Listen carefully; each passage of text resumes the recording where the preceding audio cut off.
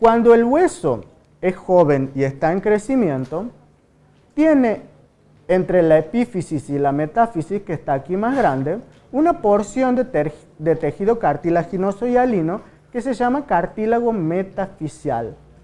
¿Por qué es importante ese cartílago hialino? Porque es ese cartílago que constantemente va a estar formando condroblastos y condrocitos que luego se van a osificar y van a ir aumentando progresivamente la longitud del hueso a medida que el organismo vaya creciendo. Entonces, una función muy importante del tejido cartilaginoso hialino es durante la etapa de crecimiento embrionario, fetal, neonatal y durante la primera infancia, contribuir al crecimiento de los huesos. Al final, cuando ya hemos terminado la etapa de crecimiento en el adulto, ¿hasta qué edad crecemos? ¿Alguien sabe hasta qué edad crecemos?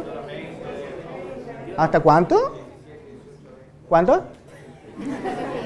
28. Y bueno, sí, depende de la mujer y el varón, pero en realidad yo hablo de hasta cuándo crecemos en los huesos. Generalmente los huesos terminan de formarse y de osificarse cuando termina la pubertad. La pubertad termina alrededor de los 15, para la mujer los 16 como mucho. ¿Sí? ¿Saben lo que es la pubertad, no? Bueno, los huesos crecen más o menos hasta el finalizamiento, hasta que finaliza la etapa puberal. ¿Qué pasa con el cartílago hialino de esos huesos?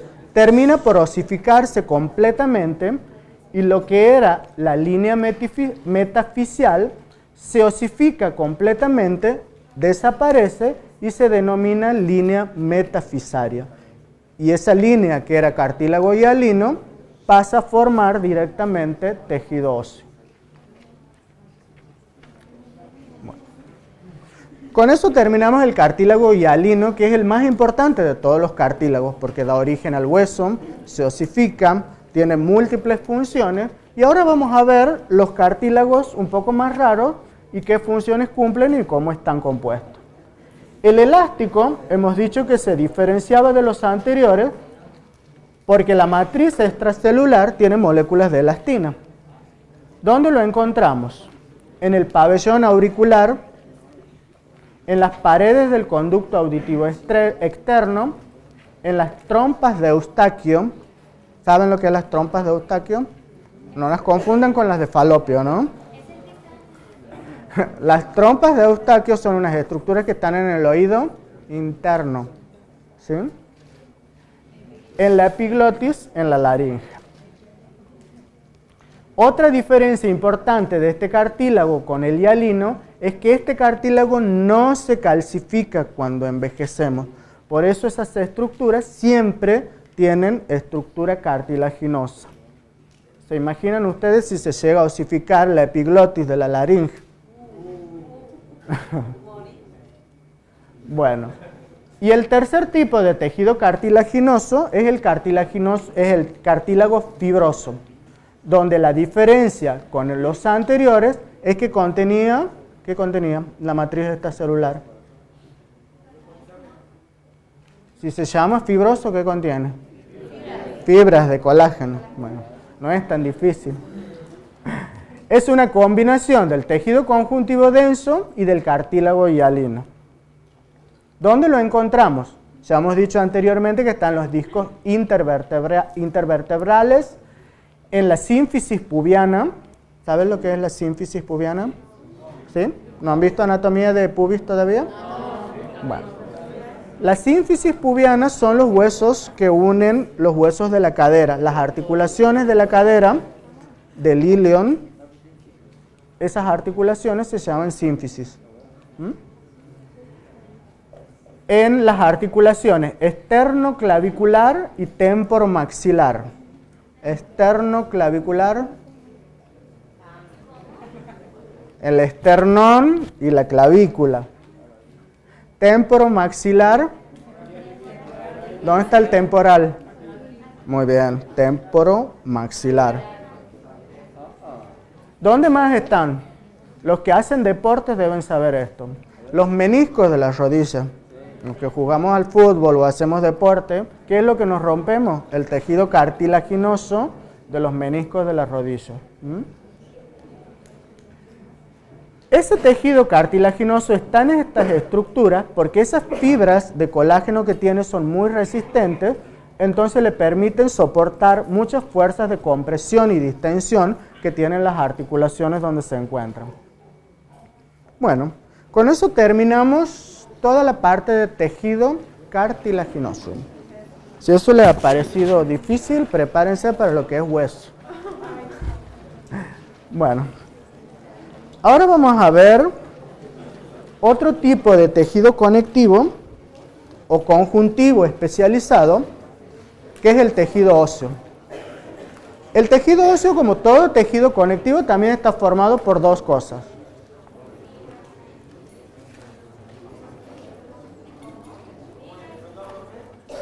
Más fuerte, sin miedo. El tejido óseo, como todos los tejidos conectivos, está formado por dos cosas principales. Células y matriz extracelular. ¿Cuál es la diferencia con los otros tejidos conectivos?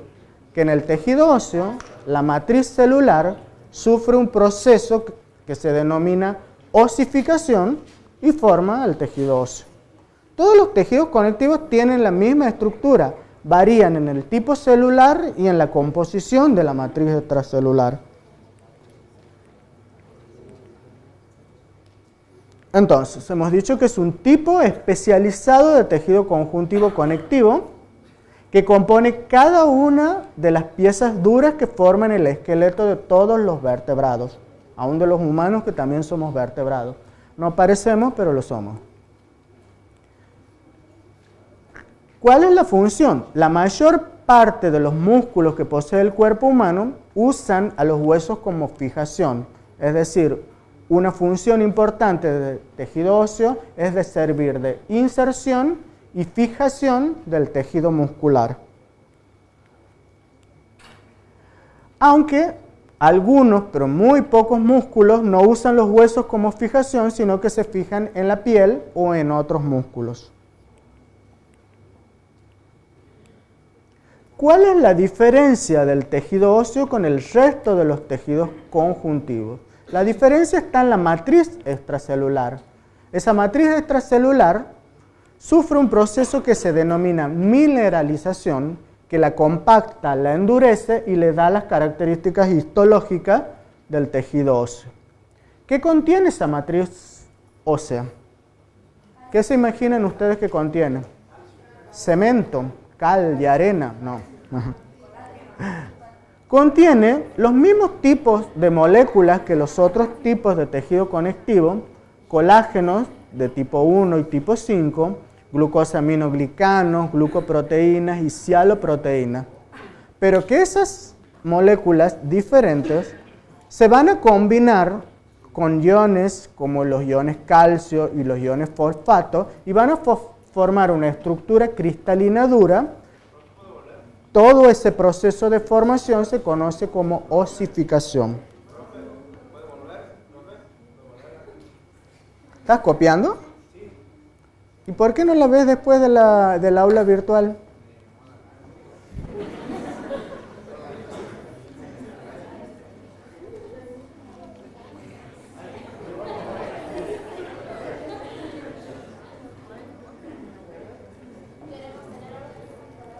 Bueno, hasta que su compañero copie,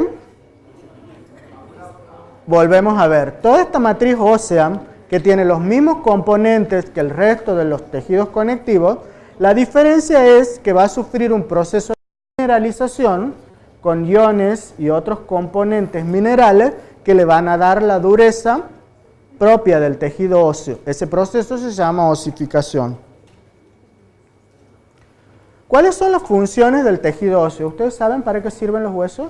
A ver, dos funciones.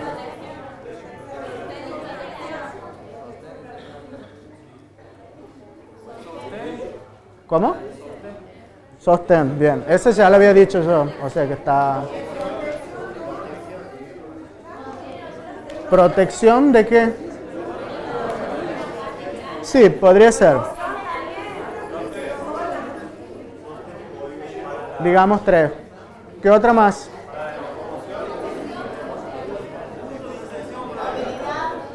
¿Cómo? No, movilidad lo da todas las estructuras que forman el hueso, articulaciones y músculos, pero específicamente el hueso. Eso es una función muy importante. Los huesos son los reservorios de minerales como calcio y fósforo del organismo principales. Todo el calcio y todo el fósforo del organismo está contenido en los huesos. Y eso continuamente está sufriendo recambio por un proceso metabólico específico que es importante para mantener todas las funciones metabólicas de las células. Los huesos son los que regulan, con las hormonas y otros sistemas, la concentración de calcio y fósforo de la sangre. Entonces, ya hemos dicho de sostén, de trabajo y locomoción, juntamente con el sistema muscular y las articulaciones. Esta función, que no la ha dicho nadie y se han olvidado, dentro del tejido óseo existe un tejido muy especial, que lo vamos a ver cuando estudiemos sangre, que se denomina médula ósea. La médula ósea es un tejido especial que se encuentra principalmente en los grandes huesos y en los huesos largos, como por ejemplo las crestas ilíacas, el fémur, el esternón, las costillas, y que la función principal de la médula ósea es la formación de todos los elementos de la sangre, leucocitos, eritrocitos, plaquetas, ¿sí? Y la última función, que le hemos dicho, es el principal sistema de reservorio y regulación del calcio corporal. Como todo tejido conectivo está formado por células y matriz extracelular. Ahora vamos a ver qué tipo de células están presentes en el tejido óseo. Los osteocitos, que son las células del tejido óseo maduro, las células osteoprogenitoras, que son las células que van a dar lugar a los otros tres tipos, los osteoblastos, que son células más inmaduras y que originan los osteocitos, y los osteoclastos. Los osteoclastos, como vamos a ver más adelante, se encargan de la digestión del hueso, de la reparación del hueso y del crecimiento del hueso. De acuerdo, entonces, al tipo de células y a la matriz que esté formando, el tejido óseo se clasifica en dos tipos: compacto o denso y esponjoso o trabeculado. ¿Ustedes alguna vez han visto un hueso? Aunque sea un hueso de vaca o de pollo, me conformo. No humano, no pido que sea humano. Si han visto humano, mejor. Bueno, los huesos largos, si ustedes cortan un hueso largo como el fémur, van a ver que la parte externa del hueso es toda densa y compacta, formada por láminas. Eso es lo que llamamos tejido óseo compacto. Y si ustedes han visto hacia el interior de un hueso largo cuando lo cortamos al través, un sistema como si fuera un enrejado, una red. Eso es lo que llamamos tejido óseo esponjoso, ¿sí? O trabeculado.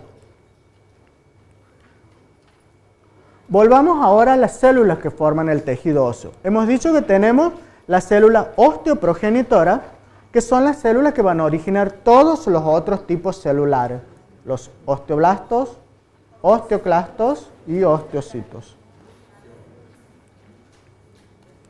Los osteoclastos, que son las células que erosionan el hueso y que le permiten reparar, crecer.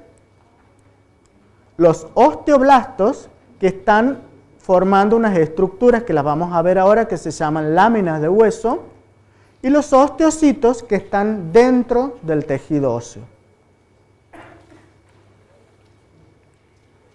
¿Cuál es la función de los osteoblastos? La principal función es secretar la matriz extracelular del tejido óseo. Como todo tejido conectivo, tiene una matriz extracelular. Una vez que esa célula osteoblasto secreta continuamente matriz extracelular y se va rodeando de matriz extracelular, llega un momento en que se llena de matriz extracelular, madura y se transforma en un osteocito. Es decir, que el osteocito es la célula que ha secretado tanta matriz extracelular que ha quedado rodeada. Los osteoclastos son las células que producen la resorción ósea. ¿Saben lo que significa la palabra resorción? Por ejemplo, cuando un hueso se quiebra o se rompe, en esa zona de la fractura intervienen estas células osteoclastos. ¿Para qué? Para ir limando o puliendo el hueso y después fusionando las estructuras de la fractura de modo que se vuelva a osificar y a sellar esa ruptura que se ha producido en el hueso. Y además están donde se está eliminando hueso o se está reorganizando y remodelando, o donde el hueso ha sido lesionado por una fractura. Ahora vamos a ver una estructura muy importante. El tejido óseo, los osteocitos, osteoblastos, los osteoclastos y la matriz extracelular no se disponen de cualquier forma. Si ustedes ven un hueso, sea un hueso largo o un hueso plano, van a ver que tiene una estructura característica cuando la observamos, tanto a simple vista como al microscopio. Esas células y la matriz extracelular se disponen en un conjunto de unidades que se llaman osteonas.